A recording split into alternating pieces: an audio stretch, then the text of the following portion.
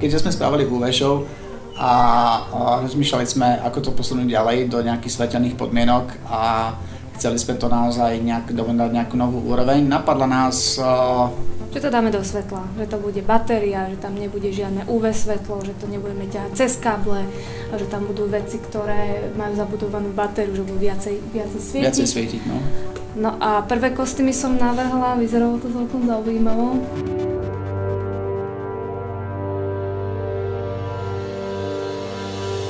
Počas návštevy u Iggyho a Kiki mi vlastne ukazovali aj prvé nákresy, aj prvé kostýmy, ktoré mali. Keďže kostýmy prvá generácia nám nevyšla tak, ako sme chceli, lebo bola dosť kazivá a nevyzeralo to tak pekne, ako sme si predstavovali. Tam bol jediný problém v tom, že sme mali naozaj okolo seba veľmi veľa káblov, ktoré v podstate bolo vidieť. A ľudia na to reagovali veľmi zvláštne. Veľmi zvláštne. Keď som videl tieto nové kostýmy, ešte som si to nevedel predstaviť, ako to bude vyzerať počas celej ich show.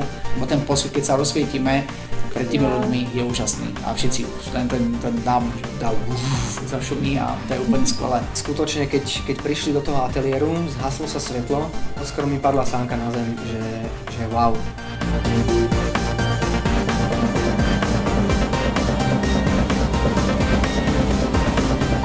S nápadom natočiť tento videoklip potom som poprosil Romana Gregoričku, mladého režiséra bratislavského, ktorý si myslím, že tomu sa veľmi zapáčila táto myšlienka, lebo v prvom rade môže sa tam vyšantiť aj čo sa týka strihu, ale aj čo sa týka efektov a čo sa týka všetkých tých vecí postprodukčných, ktorý je naozaj Roman perfektný. Takže toto som ho oslovil, jemu sa to zapáčilo a potom sme v podstate tvorili už samostatný projekt. To bolo také naše prvé stretnutie, ktoré dopadlo veľmi veselo, lebo sme to stiahli nejakú fľašu vodky alebo niečoho. Ja som bol vlastne u nich doma, porozprávali sme sa o koncepte, vymysleli sme úvodnú záverečnú animáciu, vymysleli sme vlastne koncept, ktorý sa skladá z 3 častí. No a vlastne to ďalšie stretnutie sme mali v Šamori, kde sme si vysvetlili, čo chceme, ako to chceme spraviť a akým spôsobom to urobíme. Čiže krok za krokom sme si tam prejednali a dohodli sme sa na celom tom koncepte toho. Schválil sa teda finálny koncept. No a začali sa vybavovať. Igor mi povedal, že o priestor a techniku sa nemám starať. Mám si vlastne riešiť scenár a takéto záležitosti, takže sa vytvoril technický scenár, scénosled, nakreslil som storyboard podľa ich predstavy a čakalo sa vlastne na natáčací deň.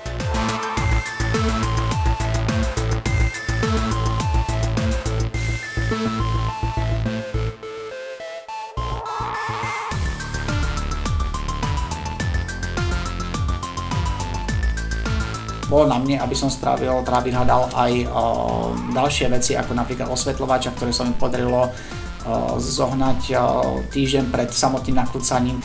A tam som oslovil Karola, alebo Karol oslovil mňa, čiže či náhodou keď nebudem potrebovať osvetľovača. Dohodli sme sa okamžite, všetko kloplo tak ako malo a Karol v podstate doniesol svoju aparatúru z firmy KB Shop a rozložil ju tam a absolútne profesionálne nám v tomto pomáhal, čo za čo mu veľmi pekne ďakujem.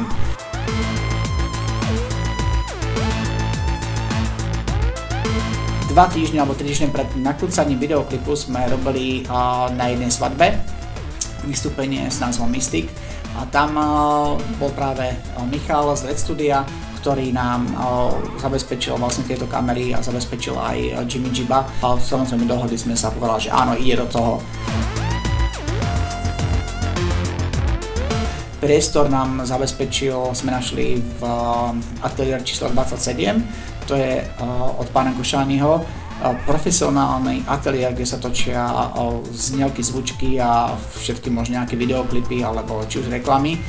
Úžasné na tom je to, skončili sme jednu scénu, kde sa točilo všetko na zelenom pozadí, natiahli sme čiernu plachtu, kde v žiku, a neviem, bolo v podstate úplne iná miestnosť a zase sme použili ten istý priestor, čo bolo perfektné a čo nám ušetrilo nemalé náklady.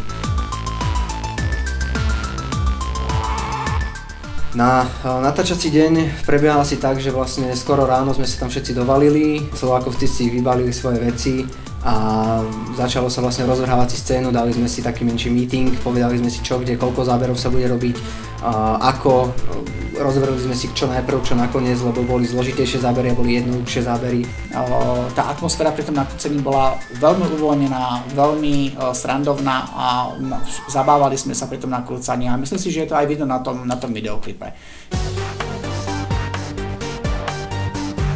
Problém bol vlastne len to, že nevedeli sme, či môžeme alebo nemôžeme použiť originálny soundtrack. Že napísal som do Daft Punku, či môžeme použiť tú ich hudbu. Povolili nám to, veľmi šikovný človek, Peter, zmastroval, zmixoval tú hudbu. Sme sa dohodli s Petrom Turajom zo spoločnosti Soundlab, alebo z jeho firmy Soundlab. A spolupráca s ním bola, tak ako vravím, mali sme úžasné šťastie na fantastických ľudí, to platí aj pre Peťa, ktorý je v tomto geniálny. Povedali sme mu, ako to chceme, čo chceme, on spravil, Drown nám povedal, ako sa to dá urobiť a aj to tak spravil. Za ten krátky čas, za tých pár dní, čo vlastne vytvorili s Peťom tieto skladby v Soundlabe, tak to je fakt až neuveriteľné, ako môže niekto za taký krátky čas vytvoriť tak fantastickú a atmosférickú, emotívnu hudbu, ako je toto. Spravil hudbu, ktorá myslím si, že je famózna, je skvelá a nielen teda v tom samotnom videoklipe, ale aj čo som teraz počujete v pozadí.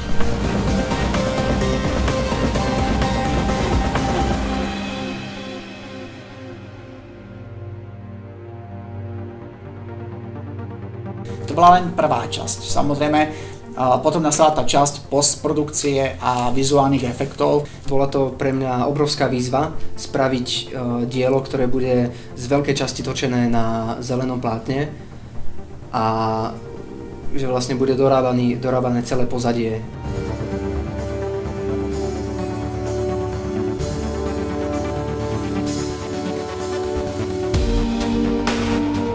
Postprodukcia mala vlastne niekoľko fáz. Prvá fáza bola vlastne spraviť finálne žonglovaciu časť a potom už vlastne úvod a záver.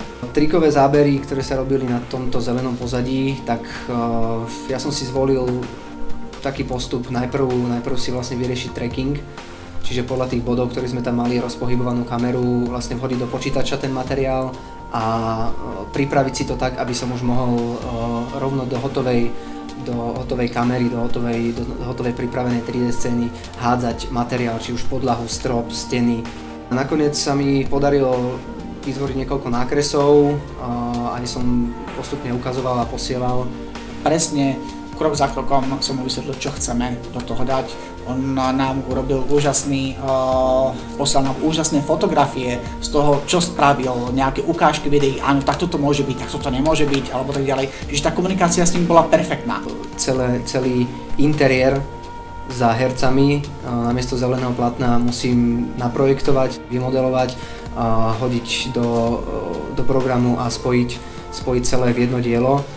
A spraviť to tak, aby tomu divák uveril, že oni tam naozaj boli a naozaj sa vlastne odohrával v tomto mimozemskom, teda futuristickom priestore, celý ten klip, tak to dá zabrať. Toľko práce a toľko driny, ale myslím si, že to stalo za to, pretože naozaj ten videoklip je božský. Keď sa do toho pustil tým a začali žonglovať, začali sa tam hýbať a tá choreografia s tými svetlami, tá hra s farbami, to bolo niečo neskutočné. Ja som to hneď vlastne v ten deň Igorovi musel povedať, že ja som odpadol z tej show. Má takú dynamiku, že Mystic bol super, Mystic bol neskutočný, ale tu som padol na riť.